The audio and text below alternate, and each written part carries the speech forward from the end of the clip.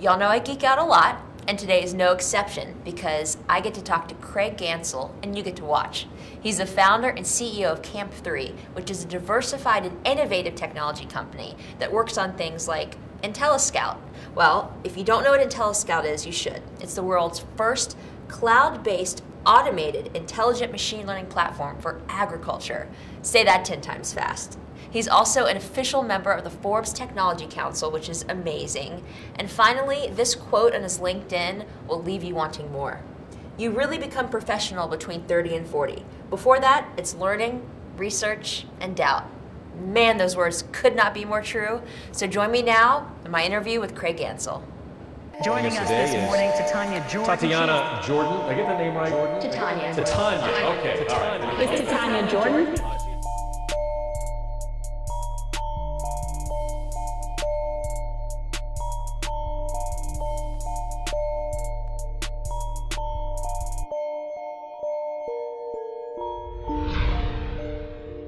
Craig Gansel is here, founder and CEO of Camp 3, which is such a cool name, by the way. Break down the Camp 3 for me. What are the three things you focus on?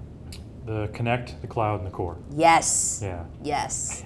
Love it, love it, love it, love it. And there's a purpose behind the name. There is. And you have a really cool story. Not only are you the founder and CEO of Camp 3, but you also have served in the armed forces. Mm-hmm.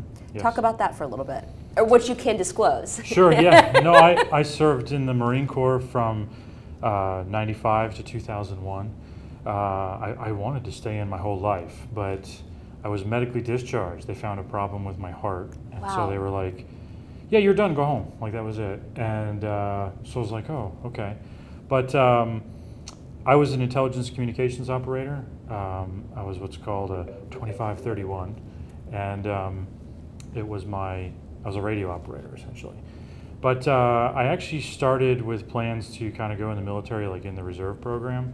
And through training after boot camp and in School of Warfare training at Camp Lejeune, I got asked about, I guess, just some of my testing, and scores that I had, and abilities, if I wanted to join the Joint Special Operations Command.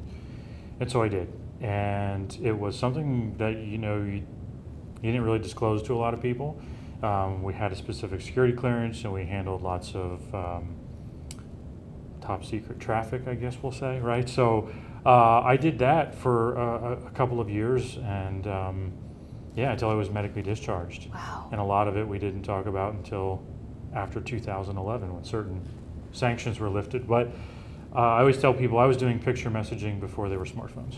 That's so amazing. We got to play some really cool stuff, and the way we did some things with technology, and we did some stuff back then that isn't really in the civilian world today. I'm sure it'll get there, but I'm looking forward to that. So. Wow. Yeah. What a fun and unique opportunity. It was a lot of fun. I mean, it was so I had a job title that was actually known for being the shortest life expectancy in a combat situation. That's the part you don't tell mom, right? Oh my gosh. You don't tell mom about that part. Wow. But if you wipe out somebody's communications, you can cripple them. So they always look for that guy.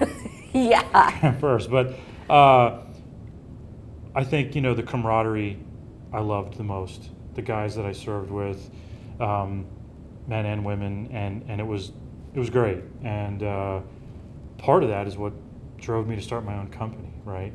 I went to work for about 15 years thereafter at Verizon, and Verizon was a good company, but very big, very corporate, didn't really kind of have that close group of people.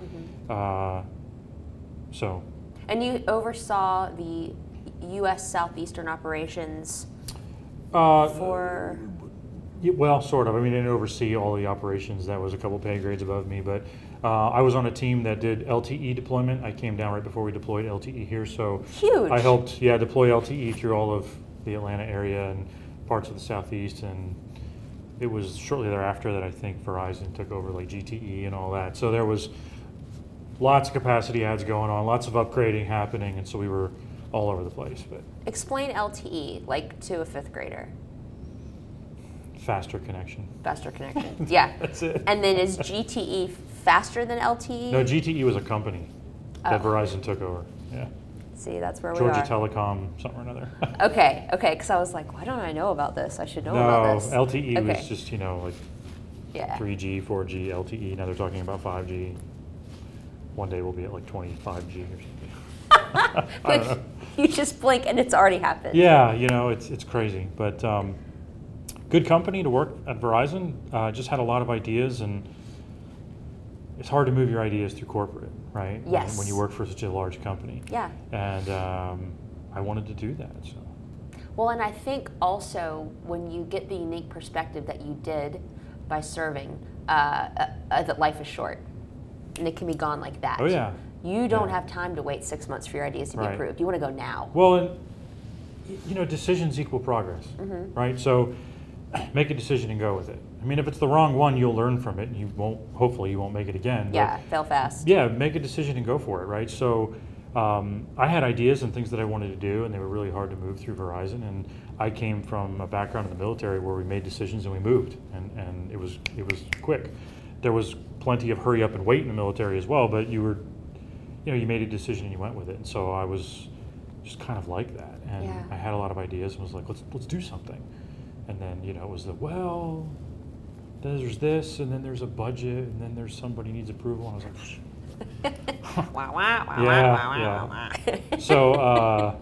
so I just was like, well, I'm going to do it on my own then. I love it. Start my own company. So you started your own company. I started my own company. And it was originally called BaseCamp?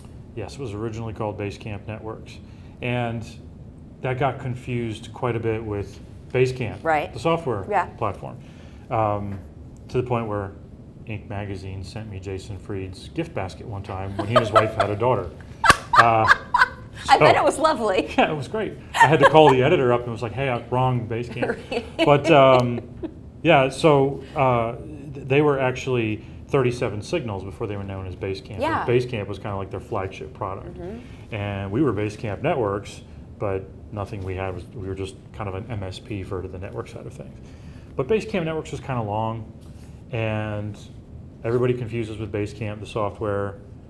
And then they kind of didn't get the logo, and they were like, so what do you guys do? And so it was like, okay, we have to change something here.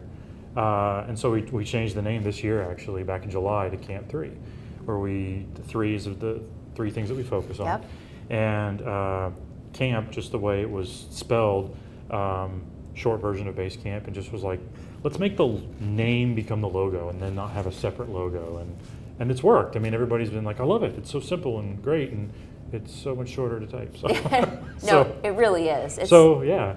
And let's talk about what initiatives you're working on at your company, both inaugural ones. For example, you were one of the first to work with Google Glass and IntelliSoft. Let's talk about IntelliSoft. IntelliScout? IntelliScout, sorry. Yeah, no. So I was one of the early adopters of Google Glass, where I was invited to come up to their New York office and get the pair of glass and talk about it. And there was a reason. It was a brilliant initiative by Google, if you will, right? It was get people to get these things and go play with them, and let's see what they come up with, right? Is there a future for this device? And if you remember in the media, there was lots of name calling and kicked out of a bar if you're wearing these, because there was this big concern on privacy, right? It was crazy.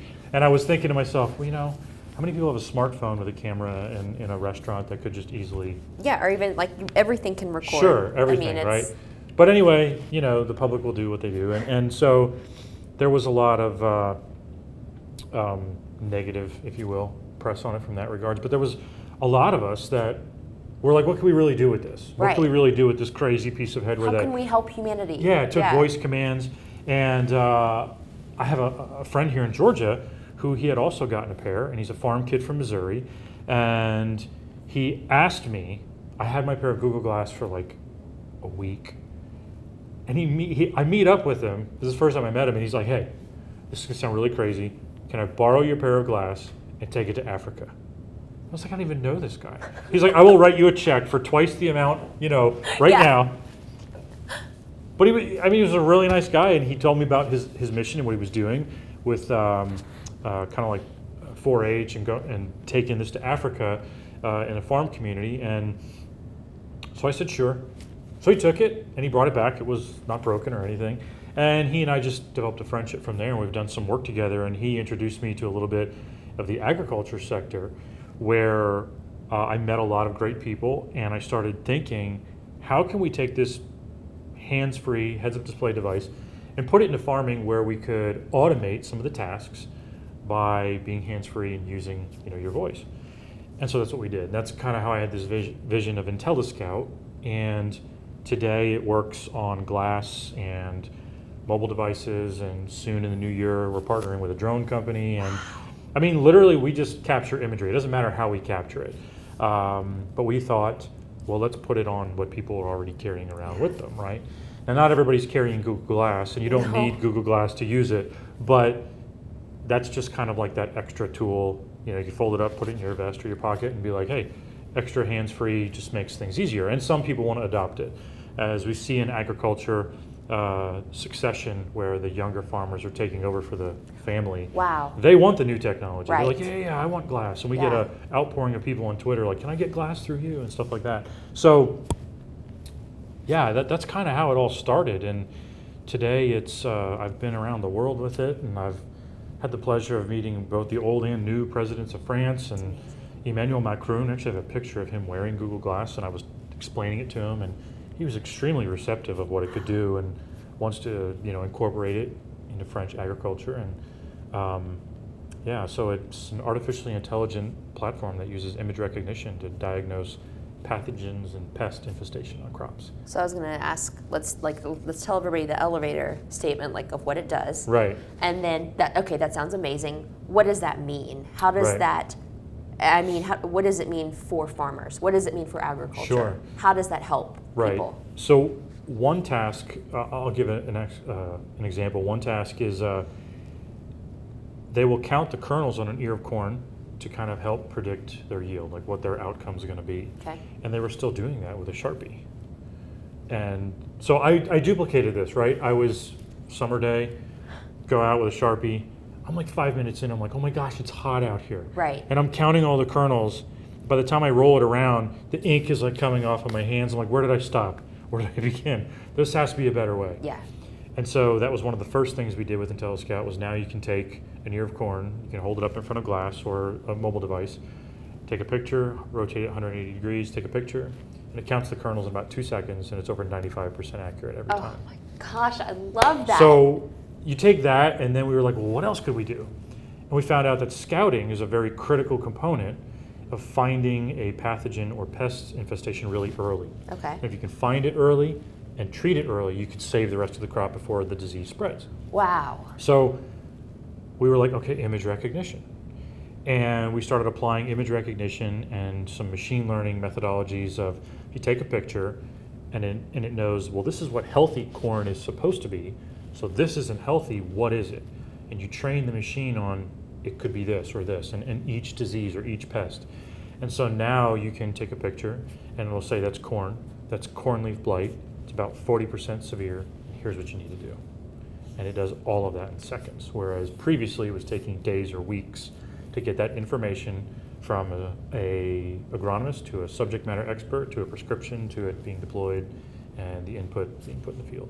That's fascinating. And Yeah. I'm super familiar with machine learning and training models and that sort of thing.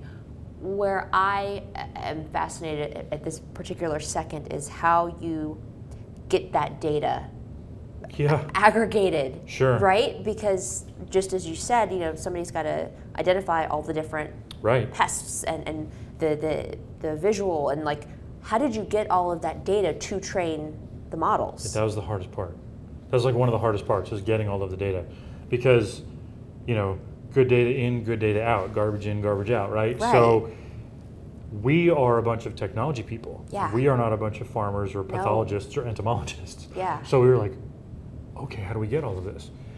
We talked with some universities, we talked with some big corporations in agriculture. We've worked with a couple big corporations, and that's where we've been able to get some of the data. And they have subject matter experts. But when you work with large corporations, rightfully so, they're proprietary about their data. So if company A trains the model to be really, really smart in all of these crops and these diseases, That's great for company A, but they don't want to share to make the machine smart for company B, who's a competitor. So if you go work with company B and they say, well, what have you done before? And you're like, well, all of this, but only for this company, and you have to start over because they won't share the data. So that's been, it's been like this balance of, okay, we can't keep doing this over and over for every company out there. So we've been working with universities, and in the new year, we are going to have a great relationship with UGA, where we are working with their CII DS, I don't really remember what that stands for, but this database system of imagery that is 20 years worth of data. Wow.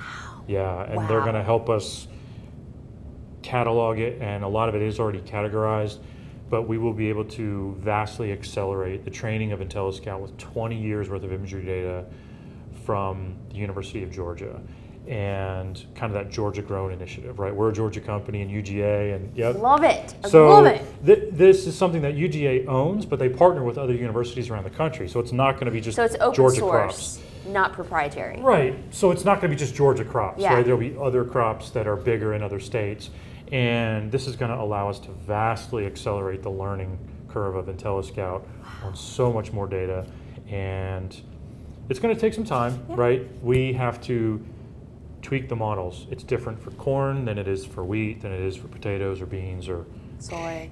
right. So it's all going to be kind of different. But capturing that data has now been like, you know, and then we intend to roll it out to farmers around the world in the new year as well, and say, just use it, and use it for free, because you're farmers and you're helping feed the world, and to give you some kind of tool that we're going to charge an arm and a leg for, right? Let's just get it in the hands and see how they like it and how well they use it, and ask, you know, in other countries, in India, you know, or in China, rice and other crops where they can help train the machine as well.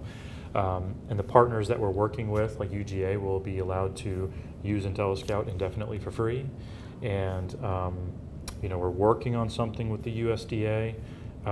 Their Agricultural Research Service, the ARS division, is about 3,000 PhD level agronomists, you know, around the world, who we're working on trying to work with them as well, and they could use it. But it's really this initiative of started with glass and has now on mobile devices and soon drones and everything else to build technology that has an impact on humanity. It's amazing, and it's going to allow us to take efficiency to a level that we've never experienced as a human race. So it's pretty mind-blowing. Oh, thanks. We're trying to eventually move outside of agriculture and in other industries as well. We've just started to do that this year. But again, you're back to, that's all new sets of data and different training models, right? So it's not like you can just take IntelliScout and go, oh, throw it at autonomous ground vehicles. Not really. Some of the methodologies and practices will be duplicated, but it's almost like starting over. Yeah. Because the problems are different. They're different problems. Yes, they are. Yes, they are. Just like you said, good data in, right, good data out. So forgive me for being nosy, but you know, you have a team. They can't all work for free, or maybe they can.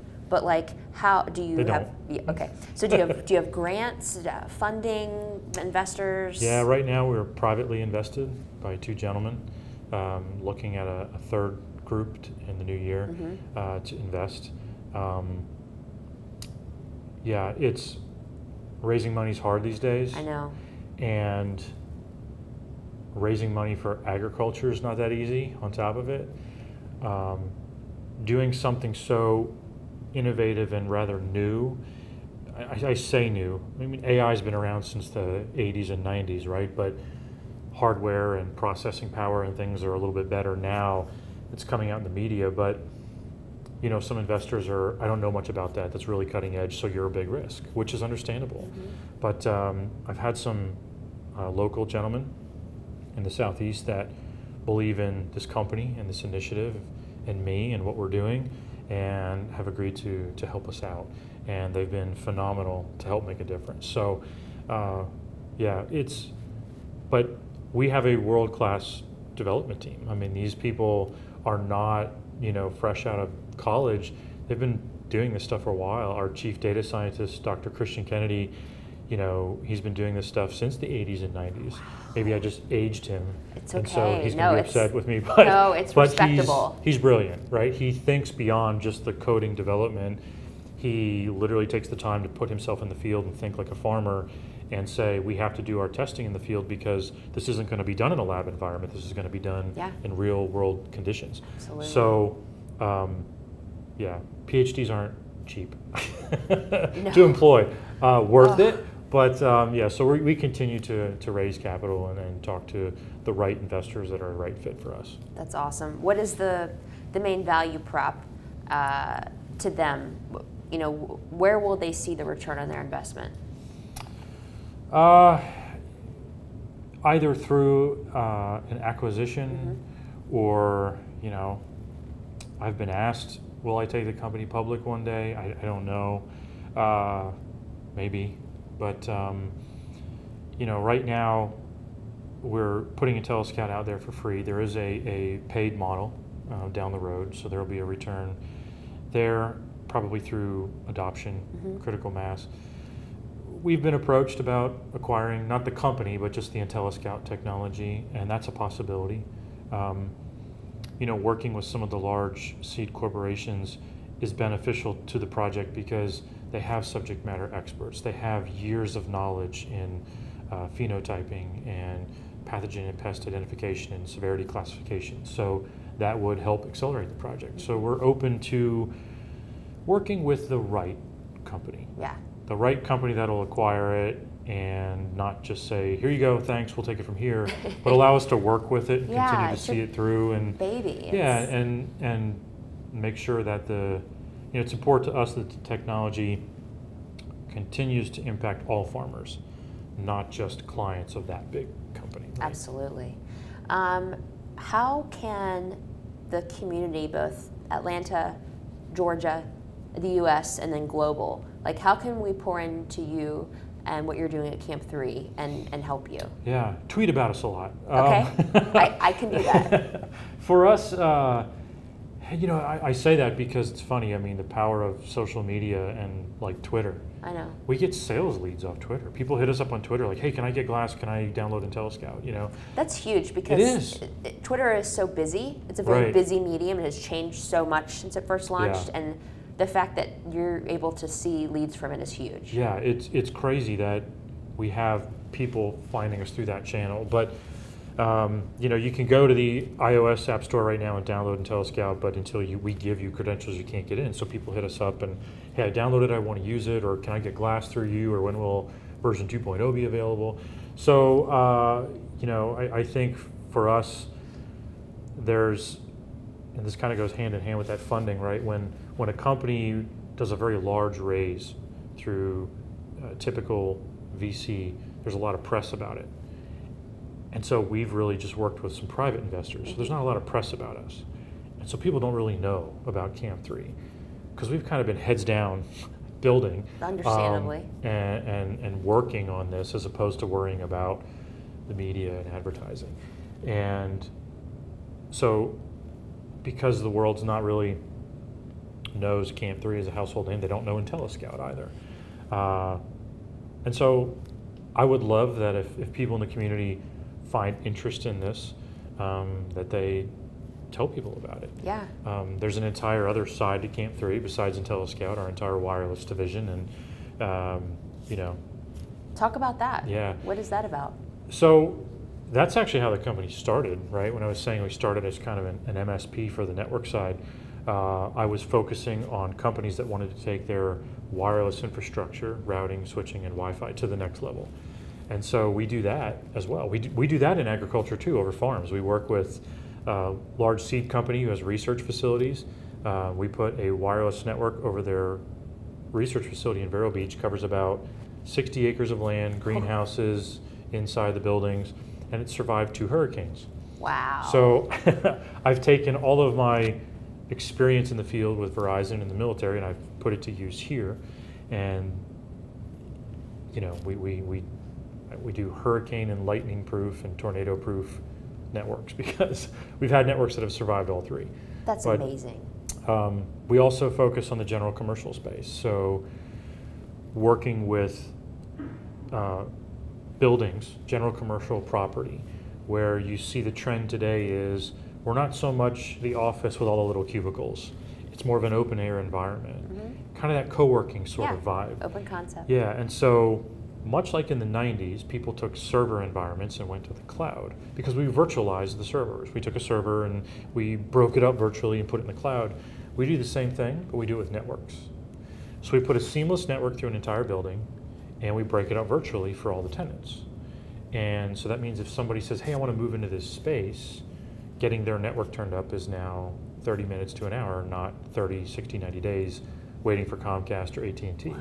It's there and it's ready for them. And they get their own subnet and their own VLAN, so they're broken out from everybody else, so it's complete privacy. And it's just kind of more of a turnkey experience. That's and there aren't any like throttling issues, like capacity type of. No. Wow. We're taking our facility, our headquarters office in Alpharetta, and we're opening that up as an innovation center in the new year. And we're inviting people to come in and experience this technology in an environment where it's already in place. We have a symmetrical gigabit network and gigabit Wi-Fi, and they can literally come in and turnkey, have their company put into place and work with the solution. That is so cool. Yeah. Mike, can we film that? What? Like I want to when it's open, can we come film that? Sure. That sounds so cool. Let's get off site. Let's do it. Oh my gosh, that would be awesome. We haven't officially launched with it yet, but I think in the interest I've already filled the space. But we're going to have some 3D printers in there. We're going to have some lab environments for networking people and sensors. Our entire wireless network is Bluetooth low energy and beacon ready.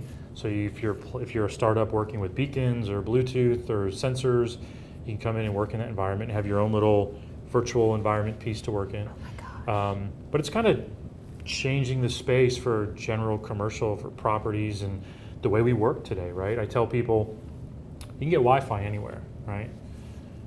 What's different about ours? Well, what's the big complaint to Wi-Fi? It's the experience, right? Slow. This isn't a knock on any certain coffee companies, but do you like Starbucks? Yeah. Do you love it?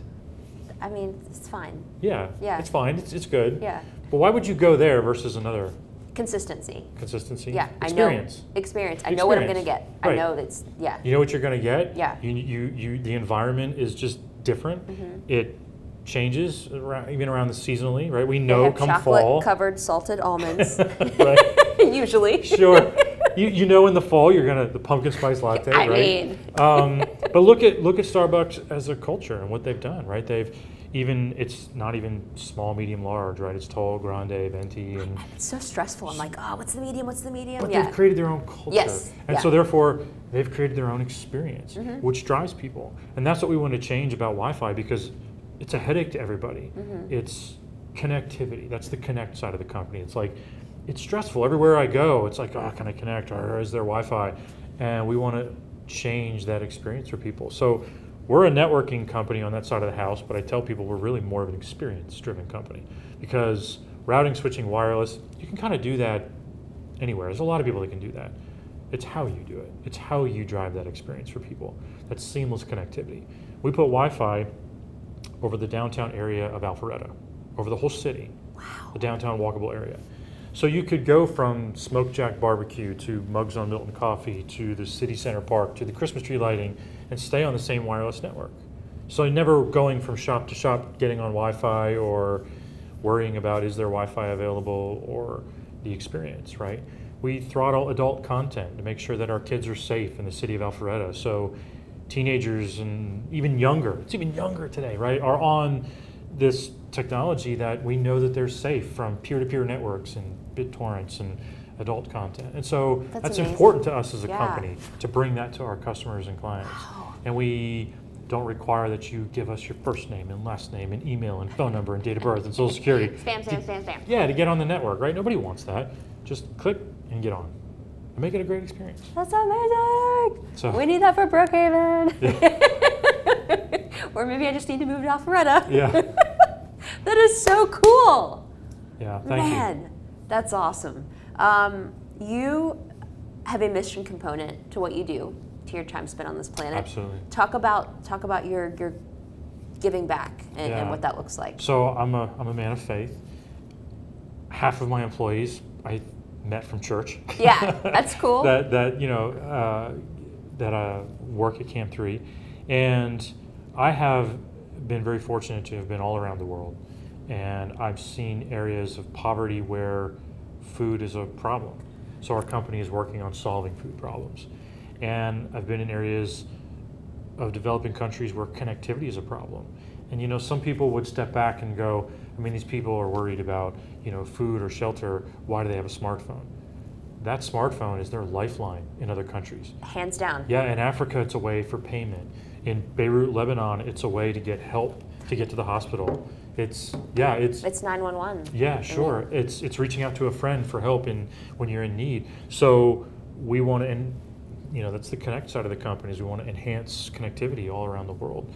And for us in the places that I visit, it's been about what we do with our profits and tithing to those places and kind of giving back and helping, whether it's Hope for Guatemala or the Spring of Life Church in Beirut, Lebanon, where all this noise that's going on in the world with countries fighting, and there's Syrian refugees moving to these areas where, look, they just want help. They just want to find a job and contribute and live and enjoy life like the rest of us. And so through food or through connectivity, we're trying to bring that to them. So in the future of Camp 3 and what we build and what we develop, it's really about how can we build something to impact humanity, right?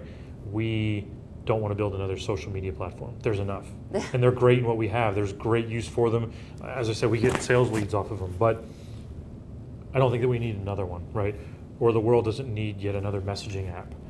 I think there's 10,000 to choose from, right? There are too many ways to communicate right to now communicate. So it's what can we build to solve real world problems that will impact humanity for the greater good?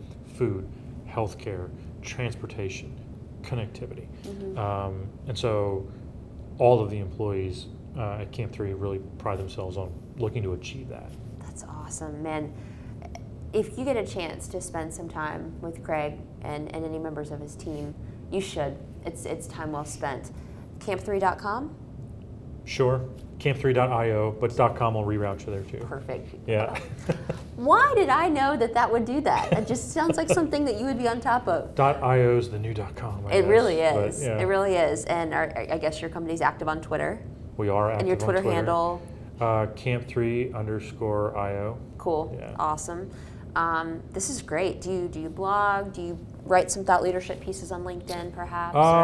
Because you should, if you don't. I try. Mm-hmm. I find it hard these days to have time to sit down and write. I know. It's part of the reason we're launching our podcast. Yes. Ooh, podcast. the Brew It 2 podcast coming in 2018 is easier way of capturing my time, and it's not always me. There's others in our group and even outsiders who want to have in an interview. But the podcast is one way. I've written a couple articles on Medium.